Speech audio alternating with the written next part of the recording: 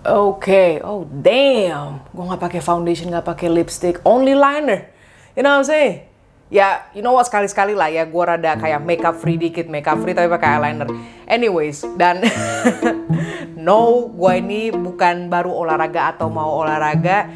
Baju gue habis pada di laundry semua, jadi adanya ini, alright? And it fits with the tema yang mau gue omongin sekarang, but it ain't about fashion. It ain't about fashion today.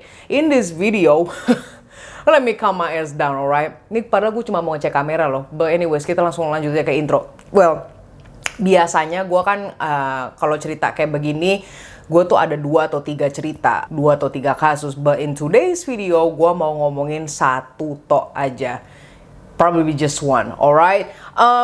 If you missed, lo belum nonton video yang sebelumnya, memang ini part 2, tapi nggak nyambung lah sama cerita sebelumnya. Ibaratnya ini adalah kategori yang sama video sebelumnya. Yang judulnya itu tempat-tempat yang nggak kalian kira, ternyata boom, you know, there's something happening there. You know what? Langsung aja, oh ya gue belum lagi nih. Hey guys, Vigits, apa kabar? How are you hari ini? Welcome back to Paranormal. In today's video, seperti yang gue bilang tadi, ini ibaratnya adalah part 2 dari video yang sebelumnya. Tempat-tempat yang gak kalian kira, ternyata ada sesuatu, ada kejadian yang mengerikan di sana. This is the part 2, so welcome. Let's just get into it. Sekarang kita langsung ke cerita 1. Bentar, teman gue nelpon. Halo? Halo? Udah lulus ya anjir. Udah, dadah. Right. Cerita yang pertama itu kejadian pada tahun 2007 di bulan Oktober. Jadi ini ada sepasang lah ya. Ini tuh ada 2 cerita nih sebenarnya. Bukan 2 cerita, 2 omongan. Satu, mereka ini dibilangnya kayak sepasang baru tunangan, dan satu lagi mereka ini udah nikah dan honeymoonan. But you know what? Let's just take one of these two. Mereka ini masih tunangan, alright. So sepasang tunangan ini namanya adalah Helena Carroll dan John Cullen. Now the thing is, pada bulan Oktober itu mereka sebenarnya udah punya uang tabungan, yang dimana supposedly itu uang tabungan harusnya buat kayak DP rumah kan, DP rumah mereka.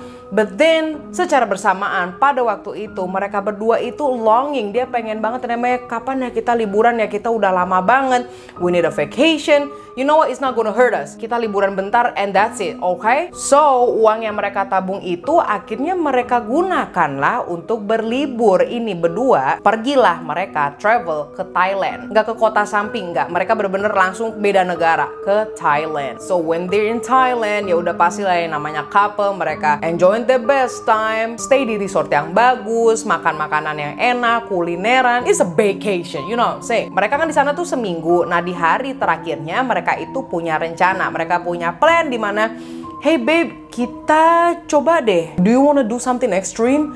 Lo mau nggak kita melakukan sesuatu yang ekstrim nih, liburan di sini gitu, like challenging, yang menantang. Karena mereka di hari-hari sebelumnya itu cuma kayak visiting tempat-tempat monumen atau kayak gampang diakses, terus kulineran. John sama Helena akhirnya mereka, ya aku pengen ke tempat-tempat yang menantang nih. Nah, so di Thailand itu mereka tuh ada yang namanya Nam Talu Cave. Kalau nggak salah itu ya namanya, gue salah sebut, mohon maaf nih. Jadi ada gua yang namanya Nam Talu yang terletak di Khao Sak National Park. Dan Khao Sak National Park itu nggak deket sama resort mereka.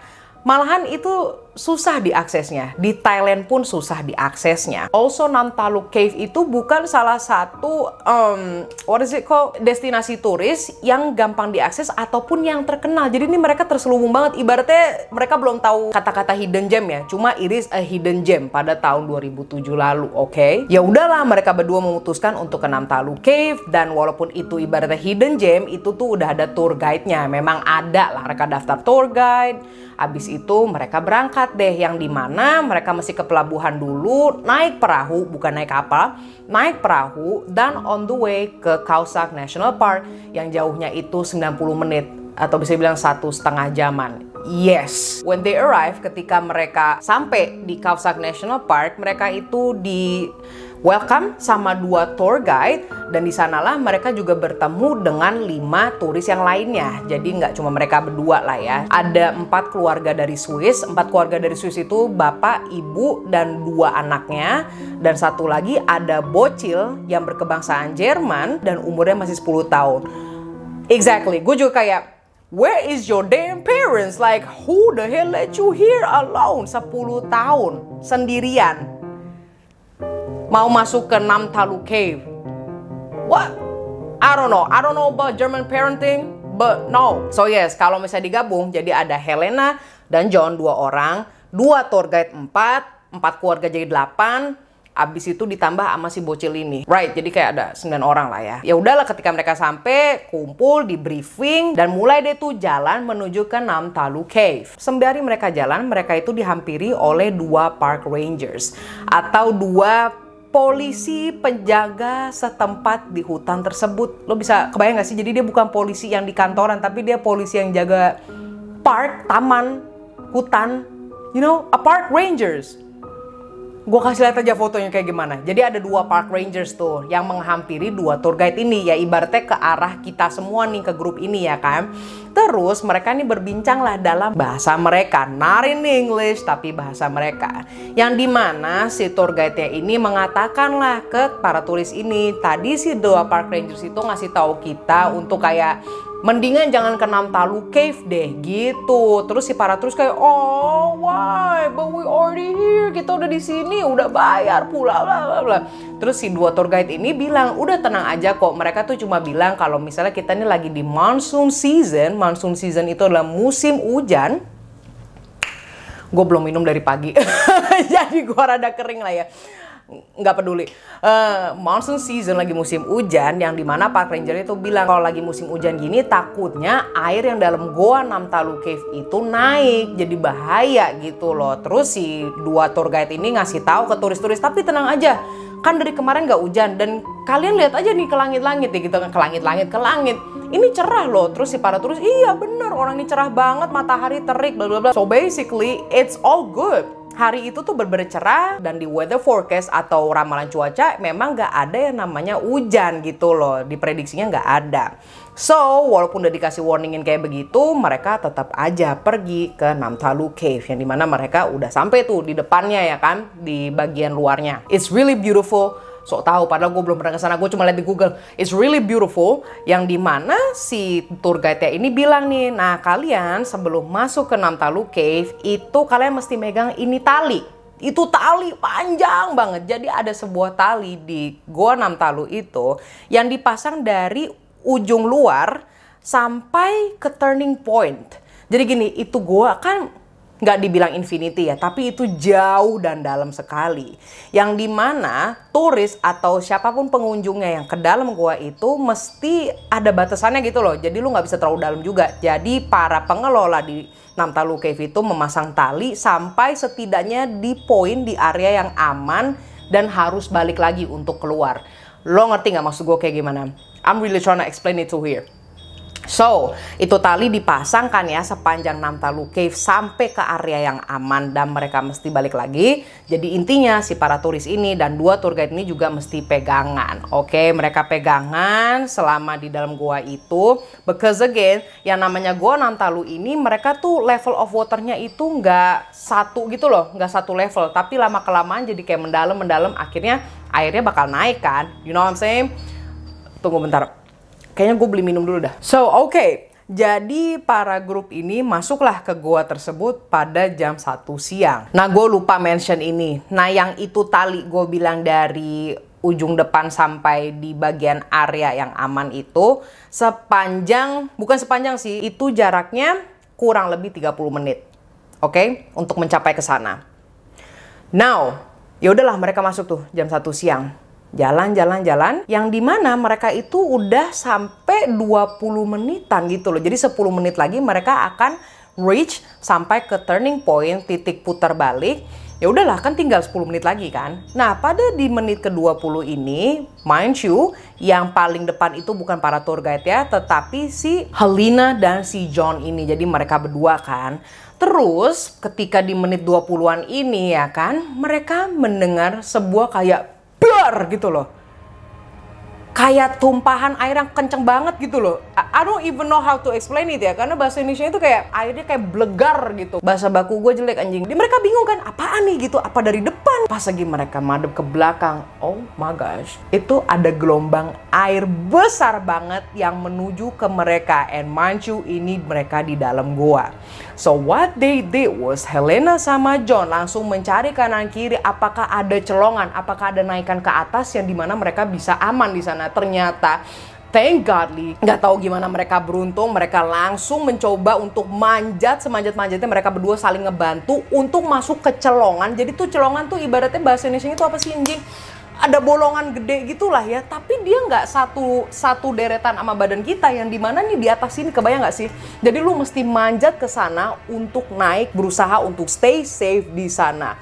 Meanwhile, di dalam sini itu ada gelombang besar, mereka mencoba untuk naik, dan akhirnya Helena dan John, thank godly, berhasil naik ke dalam celongan itu, oke? Ketika mereka putar balik, melihat ke belakang mereka, itu gua dilanda arus air yang sangat kencang. Look, jadi sebelum ada goncangan air itu ya, mereka itu airnya udah di bagian pinggang. Yes, 20 menit mereka jalan di sana, mereka itu udah di area yang air dalam gua itu udah di pinggang mereka. Ketika mereka melihat ke belakang, mereka udah dalam celongan yang tinggi itu kan ya, berhasil gitu naik.